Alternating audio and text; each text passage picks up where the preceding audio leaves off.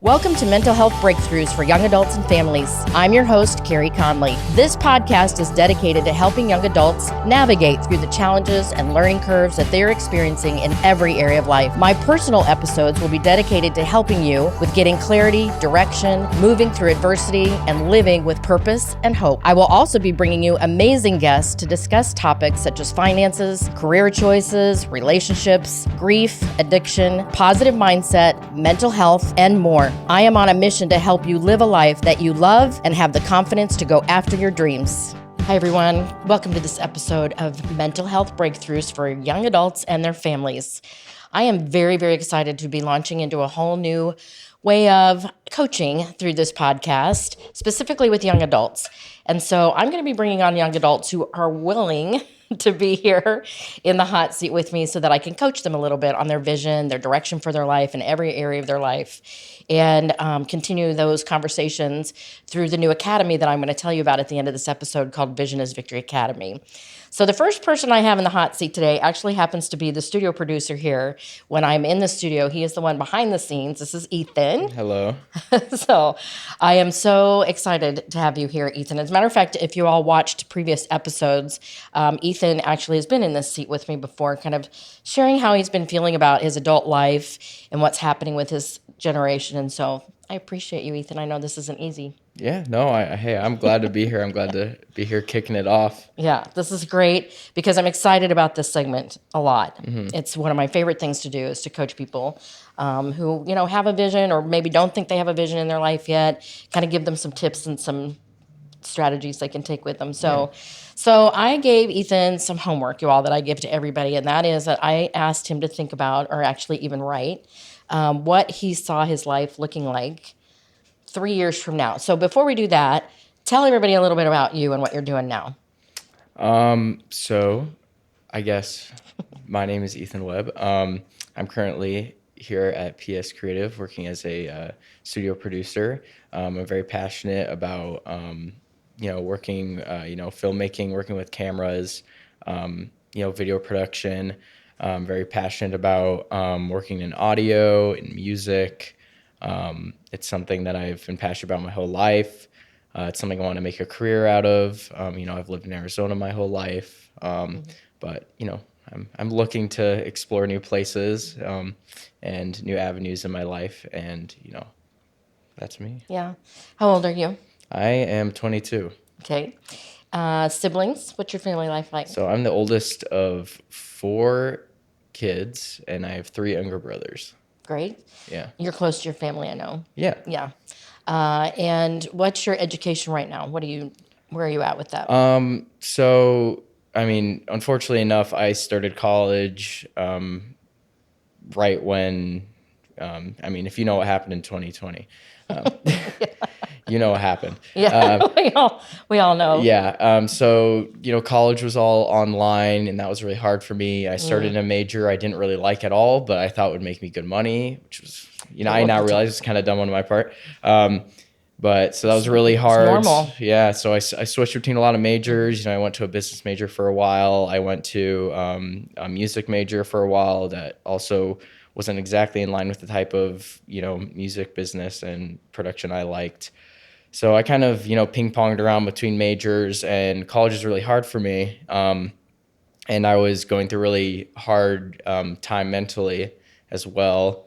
And living on my own for the first time. And so, I was kind of taking, going in and out of college, taking breaks. And so, I never completed it, but I did it for about a year and a half. And I just took some time for myself. And, now I'm looking into getting back, and I've kind of honed in on more specifically what I want to do.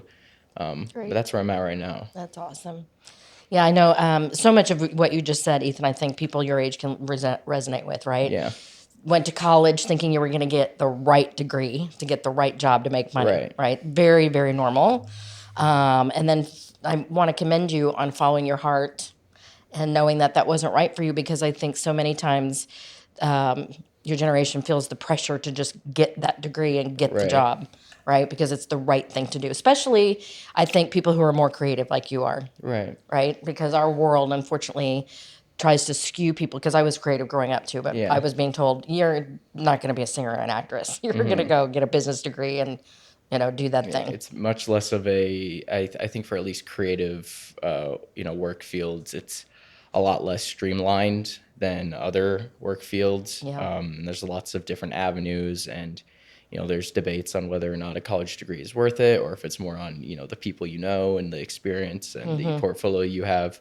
So it's a lot of things to consider, but yeah, definitely I think going to college, you feel like you have to, identify one path right Yeah. from the get-go, and then, you're committed to that for 4 years. And, even bouncing around majors, you feel like you kind of start over. Right. So, yeah, I think that's definitely something that a lot of people struggle with. And I know lots sure. of people have taken time for themselves or taken breaks. And I think that is important because, it's a lot of pressure all at once. Right. But again, I want to commend you on doing that, because so many people won't, and then they go down a path and they're very unhappy. Yeah. And don't know how to get out of it. And I've heard from so many people your age, and I think you've shared this with me too, feel like if you get on that path, you can't get off. And making changes as you grow seems like the wrong thing to do, when it's the normal thing to do. Yeah. Every step you take is one step to the next thing. Right. Right? And I just want to encourage you in that, because I've heard also from so many young adults that they're afraid to go down a path thinking that it's how are they going to make that pivot and change? Right. And I talked to a bunch of high schoolers. I think I shared this with you, Ethan, last year. I did a workshop in a group of high schoolers aged like 16, 18.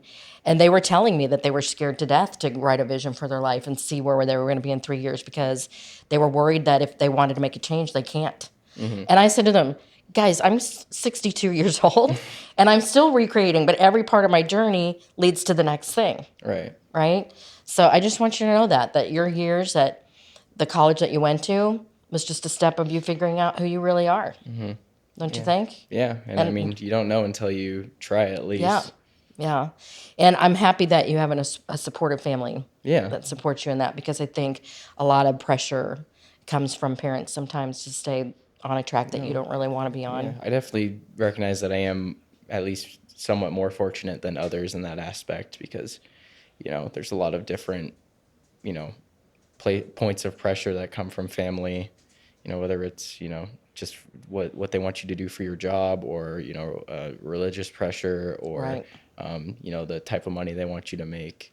And sometimes it's, it's their way or the highway. So I'm at least grateful for the flexibility I've had Yeah. and the support. And, I do recognize it's hard for those who don't have that. It's very hard, and I think that's where people isolate, and that gets you in a big time trouble, I think.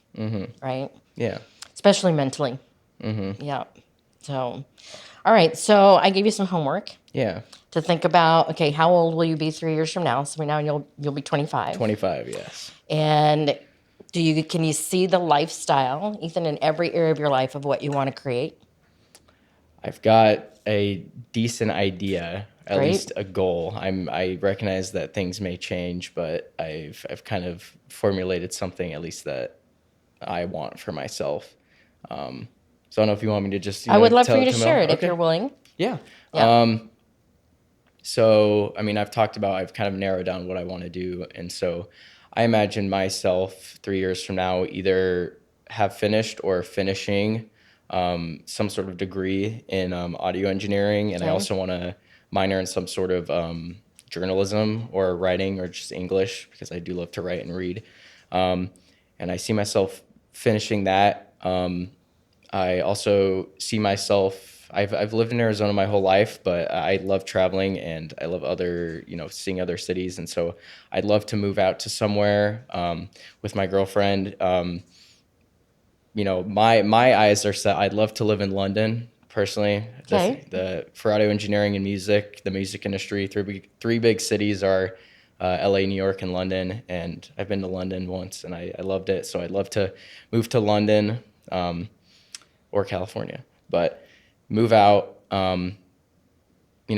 have accumulated some sort of portfolio for myself in, writing and camera work and audio engineering, make connections, new friends, kind of really put myself out there, and really put a focus on the things that make me happy. Great. And waste no time on it. Yeah, I think that's a So good summary. it's great. I'm encouraged by the start because I think it's even further than when we very first started talking. Right. Yeah. Yeah. So you've given it thought, given it more thought, right? So now you've got this 3-year vision, knowing how old you're going to be. You now can start seeing, okay, the lifestyle that you want. Right. So what I'm hearing is girlfriend, still, not married, not family yet. I mean, marriage will come eventually, but we're still young. Traveling, moving, right? Yeah. Living in a whole new city. Yeah. Yeah. All right. And you're doing the thing you love. Yeah. Right? And getting education for it. And I want to be in the city. I want to be around people. I want to make lots of connections and just, I hate that feeling of isolation. And so I think Yeah. surrounding myself with people of similar interests and just being in that environment will help me out a lot too. Yeah. All right. So when you think about this vision, how do you feel about it? I mean, just the way I operate, initially I feel quite nervous because, at first it seems like a lot to achieve and a lot of steps that need to be taken. Yeah. But also excited at the same time because if that's something that I can achieve that, will be really fulfilling for me, make me really happy. And so, it's kind of a balance between those two. So what I love when people get really clear about the life that they really want, they tell me exactly what that you told me, that they start getting inspired by it. Right. Gives you hope because you see the light at the end of the tunnel versus where you are right now. Yeah. Excuse me. And it's starting to now give you a game plan that you can reverse engineer. Right? So because it can be overwhelming, and that's where I think a lot of people get tripped up, is when I get them to write a vision that's way bigger than where they are right now. Right. they can shut down really easily. So the area of mostly what you're thinking about is your career and your field. So tell me what you think might trip you up from achieving that dream. I think just going back to what I talked about earlier, how that kind of work field, the path to it is a lot less streamlined than others. And so, there's lots of different avenues. You can get a degree, but then there's debate on whether a degree is valuable enough, versus how much money you're spending versus if you, intern a lot of places and work a lot of places and just make connections and build a portfolio, and whether or not I want to do one or the other or both. And, I think that to me is the most concerning, just because I think just in that work field, it's a lot less clear, at least it feels to me. Yeah. And, I also feel like that it's a pretty saturated field as well. And you gotta really stand out to make a living. So I think that's the thing that concerns me the most about getting tripped up. The path. Yeah. The path to follow. So I would agree with you. You're going into an industry where it's going to be more who you know and not what you know. Right. So have you thought about seeking out somebody who's in that industry and getting some connections? Yeah, I have. I've talked to some people who have started going to school for it, and what they think, if they think it's been worth it, Right. what opportunities they've gotten. I've talked to some people that my family know that have jobs in it and the path that they took, and where they jumped around and what they went through. And it's given me some clarity and it showed me that there's lots of different avenues to do so, but it's also at the same time kind of validated my concern that there's everyone I've talked to, it's been different, their Right. path. Right. And it's not like others where, I went to college and I got a degree Yeah. and then I just got a job Like right me, out, business degree. Right. Yes. And so, it's shown me that it is possible, but that there's lots of different routes to take. And so it's just figuring out what route is best for me. Yeah. I want to really encourage you as a mentor to spend more time networking in that industry. Yeah. To find some mentors that can really talk to you about what you want to do and can make connections. I can help you make those connections. Yeah. So another piece of advice that I give, and I get this from my friend David Meltzer, who talks about this all the time, I got ask for help. Yeah. Don't be afraid to ask. Right? Because all you need is one connection that says, hey, I'll introduce you to the person you need to talk to, and they'll give you all the advice you need. Right. Right? Yeah, no, I definitely used to be more afraid of asking for help just because I was so concerned with, if I ask for help, what is this other person going to think of me? Right. Are they going to think that I'm, weak or not capable? Yeah. I thought like that for a while, but I've kind of realized, most of the time people don't mind you asking for help. I think they appreciate it more than you remaining, ignorant or, Yeah. Just kind of Well, going the along. thing is, Ethan, is that, when people get to a level of success in their industry or whatever their career path is, they want to help somebody else. Right. Yeah. So they love it. And I think what you're talking about is so common for people to think, God, they don't have the time for this, and they're too intimidating. I can't even think about how I would talk to them. But you're going to find, like I have found, that most of them love helping other people, Yeah. right? So before you go down the path of school, a lot of parents could probably think that I'm not telling you this, especially in this industry, I would talk to a lot of people who are in it and ask, Yeah. do you feel like I need this degree to do what I do, or do I just need to start getting in there and doing the job and learning it, Right. right? How does it make you feel? I mean, I'm always a little nervous to talk to someone who's, wildly more experienced than me and, the thing I'm passionate about. But I mean, in my small experiences talking to people, I think it could help me. Yeah. And, that question is something I am very concerned about. And so I think just gathering that insight from them Yep. could be really helpful. So do you have a starting point? Like a baby step you can take in the next week in that direction? I've been emailing and, at least creating accounts and looking into programs from a lot of different schools, Okay. just so I have them all kind of set up. But I need to meet with advisors, and kind of ask them what their programs look like and how much it's going to cost me. Right. And so I think that's something that, I can set aside and get done and kind of weigh out. And then also find more people to connect with or more people to reach out to. Yeah, for sure. I just want to encourage you for the next week, just think about who could you ask that could help you make some connections in that industry, Yeah. right? I know you're researching the school, and that's great, but I think you need the connections in the industry, Yeah. right? You know where to start with that? I don't know, honestly. That's kind of. I could be one of those people. Yeah. Yeah. Well, I mean, that would be great, honestly. Well, what I'm saying is they're everywhere. Yeah, and I think when you're starting out, it's hard because you're like, how do I find someone if I don't know anyone? Right. Just start asking. Yeah. You just never know. Even people that you don't think are related in that industry at all. Yeah. If you just start telling them, hey, this is my vision, what I really want to do and what I want to create, do you know anybody that you think could help me? Yeah. Right? Could be your next door neighbor. Sure. Yeah. No, it's true. You never really know until you ask. That's right. So Yeah. I guess I ought to get to asking just a bit more. That's exactly that. That's the word for the day for you. Yeah. Is there any place else that you see where you might get stuck? I think just personally, I've done a lot better than I used to, just because I've been utilizing therapy a little bit for it. But I mean, when I was a bit younger, I was susceptible to the kind of shutdown mode when I would get very overwhelmed or anxious or uncertain about things. And instead of just tackling it one step at a time, I would kind of just let those emotions, take over me, and I would kind of, shut down. And that's when, the procrastination came in. Yeah.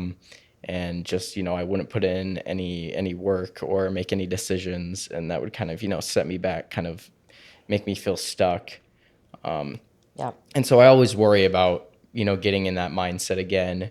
And I've been doing better about it, but I know when things kind of amp up a little bit and I've got more on my plate, I definitely feel that feeling creeping up on me. Right. And I guess I get scared about falling back into that because, it's really detrimental, and it's kind of a bad place to be in, that I recognize that. Yeah. So I'm glad that you recognize it, first of all, and that it feels like, it sounds to me that you've made some strides in that already and know how to work on that.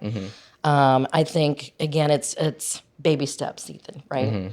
It's taking a really big vision that you have right now and setting some goals, some little goals. And the biggest thing I want to tell you to do that'll help you push through those days that you don't want to do it is to put some dates on some of these goals that you want to have them done. Like I'm giving you the asking thing within a week. Because every goal that I've ever achieved, especially the really big ones, they had target dates of completion for me that were non-negotiable. Yeah. Like when I wanted to become an entrepreneur, I was working full time and my son was 2. I was 5 months pregnant with my daughter.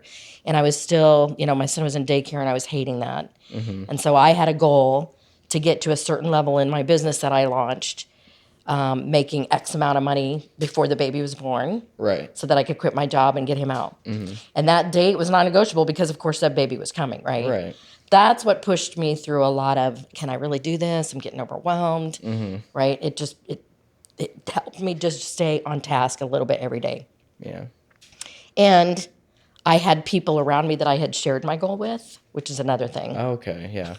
Having other people hold you accountable exactly. as well, besides yourself. Yes. Okay. Yeah. Because I'm one of those people that if I tell somebody I'm going to do something, I do it even if I don't want to, because I would rather. Because now other people know about it. Yeah. Right. So does that help? Yeah. Yeah. No, I think so. Yeah. So ask. I would encourage you to ask. Mm-hmm. Set some target dates on some of these things so that they're not kind of out there. Yeah. Right. And tell some people. Tell some people, yeah. Yeah. Because you never know who's going to get your vision and go, I know exactly how to help you. Yeah. Right? No, yeah, that's a good point. Anything else that I can help you with? Has this been helpful? No, it has. Yeah. I think it's been, I've been feeling a bit more inspired, but I think that definitely helped boost it. And, right. It's something I really want to achieve. So yeah, I can see that. Yeah, I appreciate the help. And I want to be a part of that if I can. Yeah. Well, thank you. Yeah, thanks for for being having my me. first hot seat coachee. No, I'm honored to be here.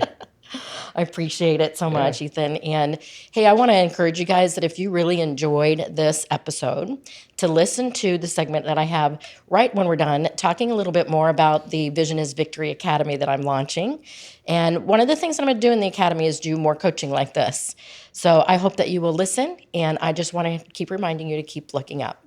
Design the life you've always dreamed of with Viva, Vision is Victory Academy. Join us and discover how to transform your vision into victory. Whether you're seeking clarity, resilience, or a path to personal growth, Viva is here to guide you every step of the way. Don't wait for life to happen to you. Make it happen with Viva. Sign up today at visionisvictoryacademy.com and take the first steps towards a life of purpose and passion. Your future self will thank you.